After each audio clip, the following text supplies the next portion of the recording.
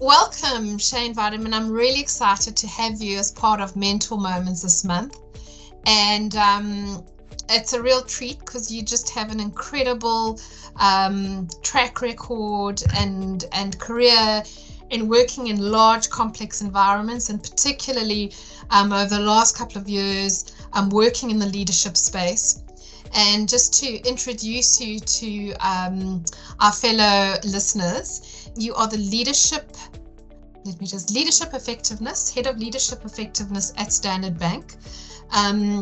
Some of your accolades, which are really impressive, is the European Foundation for Management Development. You won a gold award, a practice gold award for executive development in 2020, and more recently in 2022, you were awarded the Brandon Hall Gold Award for Best Advancement in Leadership Development. And I think those are both international benchmarks. So obviously you're really setting a standard out there. I think some of the other interesting projects that you've been involved in has been looking at the learner experience platform, being part of that team and rolling it out in Standard Bank. And also for me, which was really interesting, was you looked at team archetypes for a platform business. What are the best types of team archetypes to work in that environment? So I think you've got a wealth of knowledge and insight. So looking forward to this conversation. Thanks, Deirdre. It's lovely to be with you. Thanks for inviting me. I know those accolades sounds weird. It feels like you're talking about somebody else.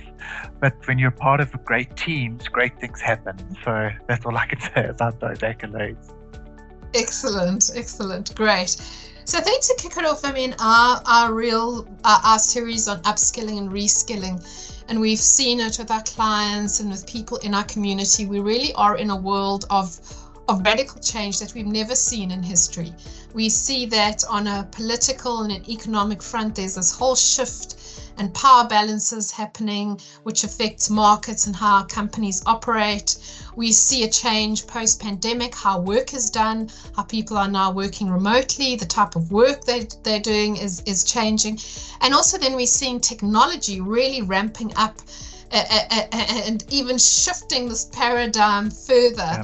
So there's all these factors, and you know, leaders are that pivotal point that really guide teams, guide an organization. And obviously the leaders have to evolve, and not even evolve, they have to change to meet this need. And I think that's our conversation today, is how can leaders develop themselves, how can they develop their teams to be able to take on this environment, navigate it, and also thrive in it. So from this context, I'd like to just lead into the question of how you see sort of, and particularly in the last 5 years, how you've seen the change in leadership and what's emerging in your experience. Thanks, Dee. It's interesting because as rapid as what the change is, I think an inordinate amount of focus is placed on leaders to have all the answers. And I think that is the first point that I'd like to make, is that leaders also have to cut themselves some slack in knowing that they don't know everything. They're probably not ever going to know everything, and that's okay. So I think in the last 5 years, we've definitely seen a shift from knowing everything to really being willing to learn about things. And for me, that's one of the biggest steps that a leader can take. If you look at Microsoft, it's a great example with Satya Nadella, because he was saying they went from a culture of know-it-alls to learn-it-alls, which is fundamental in reskilling and upskilling. Because if you think you know everything, you've got that limiting assumption that you do, so you're going to miss things if you don't keep up with the rate of change. So I think leaders have a tremendous responsibility, not only to their teams, but to themselves, to remain relevant and to be really curious about what is changing, to be on the bleeding edge of change, and to expand their horizons into places that they never thought that they would. So I think there's a huge focus on them for good reason, but they also need to cut themselves some slack in the long term as well. Definitely, because I think there's a lot of pressure, and we hear about people just checking out, and that's something you don't. If you've got a good leader, you want to nurture And I think that also goes, just listening to talk about the humility balanced with curiosity. And there's almost a bit of a paradox, because you're sort of taking the lead, but at the same time, you don't know all the answers. Is there any way, how do you address that, or how do you bring those differences together for your leaders, or how do you get them to embrace more of that, less of black and white thinking, more of that gray area? Yeah, it's a great question, and specifically, in the financial services industry, it's very black and white, and grey is not a color that many people like to play in, myself included, hence the black shirt. But I do think, though, a leader's job is really to create energy around the achievement of the strategy. That's the leader's job. Because, and how do we then create that energy? I think leaders have to be very clear around what needs to be achieved. They have to provide the context of why we are doing what we are doing, and why are we making the decisions that we are making. And also, as part of, just to go back to clarity for a second, clarity doesn't mean telling us what the end point is. Clarity means that I'm going to be transparent with you about what I can see as far as I can see. So I'm not going to try and make stuff up to say, if I can only see 3 months down the line of what it is we need to achieve in 3 months' time, I'm not going to make stuff up and say, this is where we want to be after 6 months, as a silly example. I think so. Clarity, context for me are two important concepts. Another one for me is reinforcement. So what is it that we are hedging our bets on? What are we backing? And constantly reinforcing that, yes, we do need to learn. This is why we need to learn, because it's going to help us achieve our strategy. And this is by when we need to do it. So I think that constant reinforcement gives us a sense of predictability. And then the big thing, which everybody struggles to get right, I should imagine, is belonging. Because when people belong, that's when you get the most energy out of them. And that's the basic science of the human brain. The human brain, it's fascinating. Wants to belong. That's why we look for people who are similar to us, because we want to be part of something. We're not meant to be alone. So how do we create that overarching sense of belonging, where people come together, form that, for lack of a better word, tribe? They're unified in excellence, and they are constantly wanting to release extra energy into the system of their own accord without being forced to. I mean, that is such an interesting insight, that sense of belonging. Obviously on personal development, there's a lot spoken about it, but it's so interesting that you place it in the context of leadership. And that's definitely it. For team, if someone in a team feels like they belong, they're engaged. If they're engaged, they're bringing their full self. And if a leader can create that, he's going to get the best out of the people in his team. So that's been really interesting, just listening to that. And tell me, from your experience, what have you seen as some of the real challenges that leaders are facing in dealing with everything? I think the biggest eye-opener for me over the last couple of years is that leaders actually lead change. And that is quite difficult when we're not 100% certain about what that change is, and then we've got to take our people through it. So I think in leading that change, you mentioned it earlier, Dee, about curiosity. I think leaders have to be inordinately curious and have a strong ability to learn in order to be able to help their teams through difficult times, and be, I think, again, going back to clarity, just be clear on what you know and what you don't know.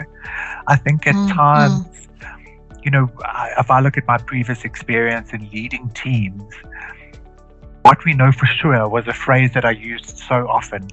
To quote Oprah, I think it's her phrase. So what we know for sure is this. So we know that we have to learn about this technical skill, or this personal, I think all skills are personal, but this, this behavioral skill that's going to help us move forward. And share the responsibility. Leadership can be lonely at times. So I think the community of leadership is critically important in learning from one another.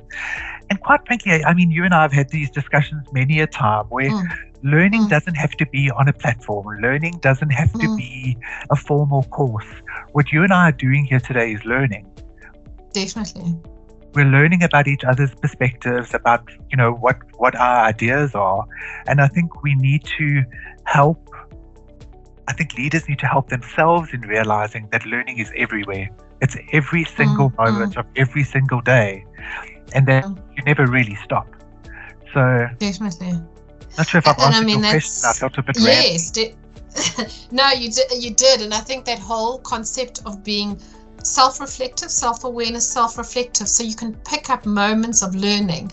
And because nothing is, we were saying things don't just change in a year. Now we're looking at months, weeks, days. So you have to be aware of what's happening in your environment, what is shifting, and being cognizant of those changes and say, how does it relate to me and how does it relate to my team? And interestingly enough, I know we designed some work for another organization, and what we built in is self-reflection. And sometimes it has to be very structured to get that habit going. And I'm sure in your programs, as you build in those self-reflection points, so that eventually it becomes this way of being in the world. Absolutely. And I think that's the critical thing about building habits, right? Is that it takes time to build those habits, but once it's ingrained, it's ingrained. And I do think, the leader needs to get themselves into a state of performance readiness so that they're ready to perform, in an optimal way and help get their team into a position of performance readiness. And I think reflection and feedback are critical elements of that.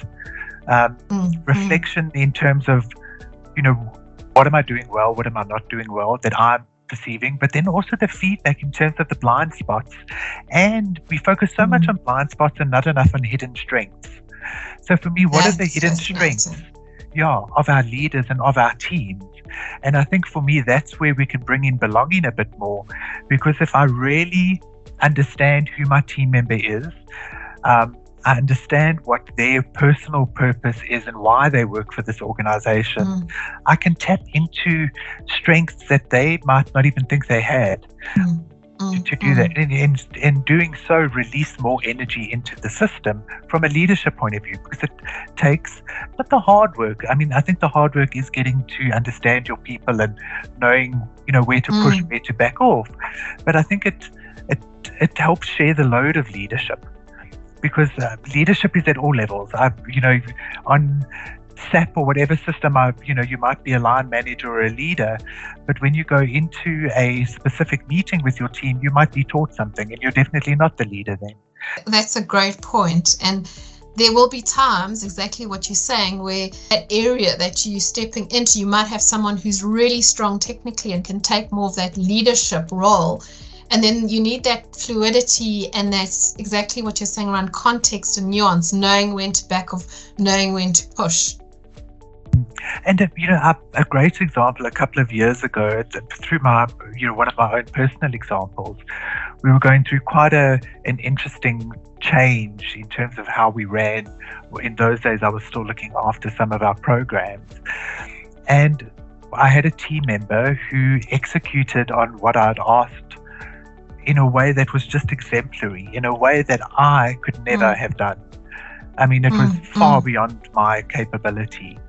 And so at that point, whatever that decision was made, I accepted. But I had to look at the decision, looked at the consequences, and if you're making that decision, I'm good to back you. I don't need to, come in there and put my stamp. The leader has approved. But yes. I agree with what you're doing, and I think that for me, that trust is critical as part of that upskilling and reskilling as well, because when you upskill, I think you tap into certain things. And if I look at that project that my team member was involved in, it was playing to a strength that they didn't even realize they had, and they just did it beautifully. And then to your point, building in that reflection afterwards to say, what worked well, what would you do differently? Just simple questions, just being inquiring and curious can really change so many things. Oh, that's great. And that's so practical that anyone can put into place. They don't have to send them their team or their leaders off to an executive instead program. It's things that you can put in your day-to-day work. So I love those examples are so practical, and they give you they leverage points for leaders. Thanks. Yeah, and those international business schools definitely have a place, but the things that make a change are the tiny little everyday moments that we have with our teams, and to make the most of those. Exactly. And I mean, something that I wanted to bring up, also my personal experience is, and I'll admit it, I always heard about diversity and inclusion. I was like, okay, I suppose intellectually I understood it, but I never understood it at an emotional heart level. And it's been really interesting as I've been growing my team, seeing how bringing different perspectives has really strengthened the team. And how, what I found is, how as a leader, holding the space, and I think this is what you talk about, belonging and finding people's strengths, and for everyone to feel that they contribute to this tapestry that they're weaving. And that's been a big aha moment for me, to actually see it happen and actually see perspectives that I never had, blind spots that I didn't even know I had come through this, and us just delivering a far better service to our clients through this diversity and inclusion. So there's a lot of lip service around it, and I'm aware of that. And I don't know if you've got any idea, like any examples or any tips around bringing that belonging, bringing that different perspectives into a team. You make such a great point about diverse perspectives. I was watching a little video the other day. I can't remember who it was, but there were a silly little example, and I'm paraphrasing here. It's not a verbatim, but at a county fair, I think it was in the UK somewhere, they had you had to guess the weight of a bull, and they X amount and you could win, I don't know, some or other prize, whatever that was. But what they did is they took everybody's guesses. So there were, say, 500 people, and they added them together and averaged it out. You know that they were within 1 pound of the bull's actual weight. Wow. And that, for me, shows the power of diversity, because you're getting fascinating. Yeah, fascinating. You get everybody's perspective. And I think, as a leader, it's our role to get perspectives, because that makes the solution better. It doesn't matter whether, we always say, hire the most talented people in corporates, only hire talented people and they will make the best decisions. Actually, it doesn't matter who helps you make those decisions, as long as it's a diverse thinking group that contributes to it, because that's going to come up with a better solution. So I think, for me, it's a couple of questions. Often we finish a meeting, and I've heard leaders say in the past, anybody else got anything to say? And it's closed. You can either say yes or no to that question. Yes. And it's the language we use when we invite people into a space is so critical. So instead of saying, anybody got anything to say, who else would like to contribute? What else haven't we spoken about that we should speak about? So just introducing those little nuances in your day-to-day meetings. I'm a huge fan of Nancy Klein's thinking environment, and that for me is all about belonging, because it involves one of the principles is about equity, or equality at least. So you've got to make sure there's a talking stick and everybody gets an opportunity to have a thinking round. So do something different, change it up, have the courage to do something out of the ordinary, that you do a round of thinking, to say, I want everybody's thoughts on this, who's going first, just to change it up and see. And I think so often we'll be surprised by the magnificence that comes out of something like that. I read Nancy Klein. I haven't personally applied it, but you've given me some great insight to pull that book from my shelf and start like going through those tips, because it's about allowing people to think and giving people the space to think. And I think in this this pressure, in this little bit of angst around everything changing, we don't have the space to think and do deep work. And that's something I want to build into my team, myself, to actually think at a deeper level, not just at sort of a gut reaction. Totally. And and because of the rate of change, the brain likes to solve problems, right? That's what the brain does. We like solving problems, and because it's a shortcut, so it saves us energy, because the brain wants to keep us alive and keep as much energy conserved as possible. So when we've solved a problem, we look at another problem that's vaguely similar, and we try to go down the same route because it's a shortcut. So it's a natural thing that we do. It really takes time to stop, think, respond, rather than react. So when when you catch yourself into like, oh, I've seen this before, this is the answer. Is it really? I think that's a stop, think, and respond. Don't react. Because of the rate of change, we're all guilty of it, Dee. I do it every day. Yes, I do it. And then I go and I dismiss something, and I have to almost, and look, it's still something I'm developing in myself, because it's a natural like I want to move forward, but it's like stopping yourself and really being present. Definitely. And that ties into my last question around, how do you as a leader play a role in that whole continuous learning of your team, of looking at, I think a lot of people feel quite overwhelmed at how things are changing. What do they need to upskill? What do they need to reskill? What would you recommend as a leader, creating sort of not a path, but a direction, and supporting people in your team in adjusting to the changes in terms of learning? That's a great question. I think importantly, leaders have to role model what they want their teams to do, because teams pay attention to what their leaders pay attention to. So the first thing for me, again, I'm going to go back to the clarity model. Let's be clear about what we know for sure now around your own development in terms of the behaviors that we want to see more of as an organization. Let's be clear about those.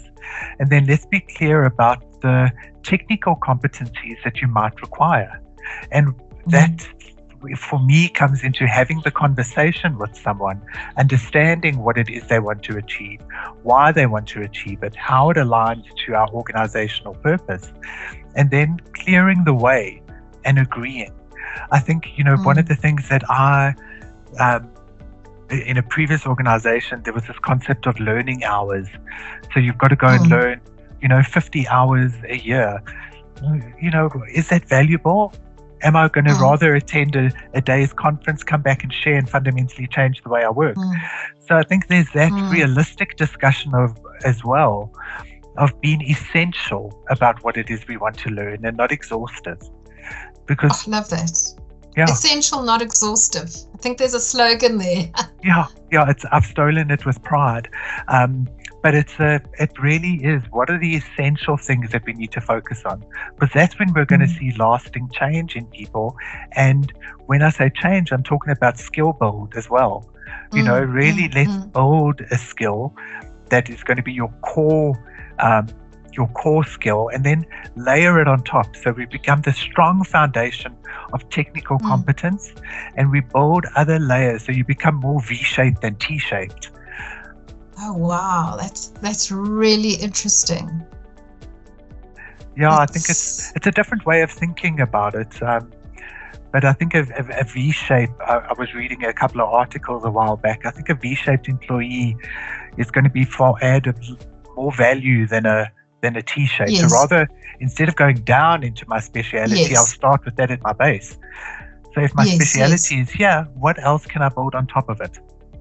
Exactly. Oh, that's. I'm definitely going to go and do some more reading on that. So, Shayne, thank you so much. This has been an enlightening conversation.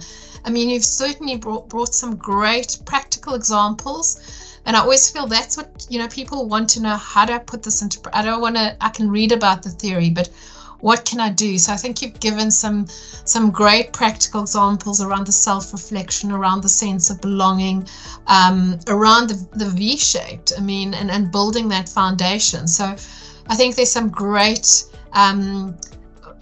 wisdom and practical tips around it. And I mean, you've certainly sparked my curiosity in wanting to learn and dive a little bit deeper into these areas. And I'm sure our community will really find value in this. So thank you so much for sharing this and sharing your insight today. Thanks, Dee. It's been lovely to be able to do it. I love having conversations about these types of things. So I really appreciate the opportunity to chat with you about it.